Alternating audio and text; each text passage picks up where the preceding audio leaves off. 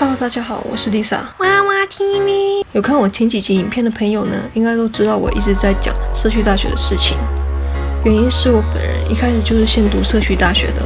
后来才转学到4年制的大学，所以我知道社区大学的好，我也对社区大学的事情比较了解。好，那我们今天要讲的是，到底什么人适合先读社区大学，以及读社区大学的好处。在美国呢，很多高中生毕业之后都会选择先读社区大学，原因是因为它便宜又离家近，所以社区大学呢，它在美国是很普遍的。到底先读社区大学的好处是什么呢？先读社区大学呢，它不用考 SAT，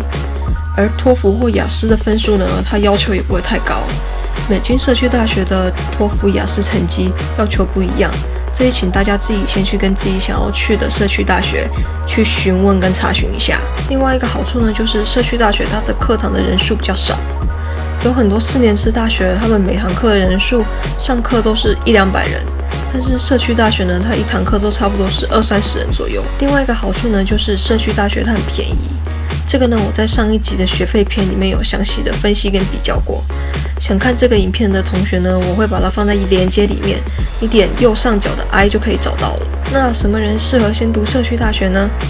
其实是有2种人特别适合先去读社区大学的。第一种呢，就是英文不太好，或者是高中成绩不太好，但是想要到美国来拿文凭的人。美国很多社区大学呢都有语言学校，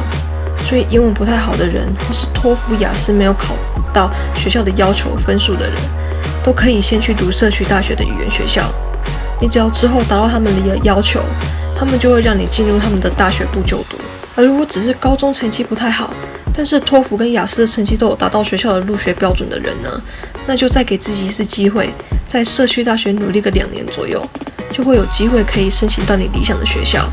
因为4年制的大学呢，它其实只看你在社区大学的成绩，它并不会看你在高中的成绩。第二种人呢，是想要出国念书，但是预算没有很高，怕给家里带来很大的经济负担的人。这种人呢，你可以先在社区大学读大1、大2，等大3的时候呢，再转去4年制的大学，拿你最后的学位。这样你不仅可以省钱，出来之后你拿到的文凭呢，跟在4年制大学读4年的同学是拿到一样的东西的。在美国的大学呢，它大1跟大2都是念一些共同的科目，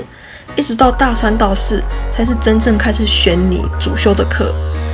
那既然前2年不管你在哪里读，学的都是一样的东西，那为什么不把钱省下来？2年后可以申请到更好的学校。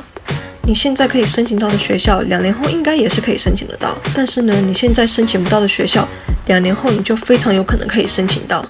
像是如果你很厉害，可以申请到很好的私立大学，像是哈佛啊、Stanford 等等的学校，那些学费都很贵，你就可以用你前2年省下来的学费来读剩下的2年。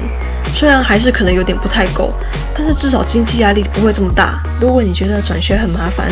家里经济条件也还不错，而你一开始也申请到还不错的大学，那我建议你一开始就可以直接去读4年制的大学。好的，那今天这个影片就到这里，希望今天这个影片对你们有帮助。如果有什么问题的话，都可以给我留言。那我们下次见，拜拜。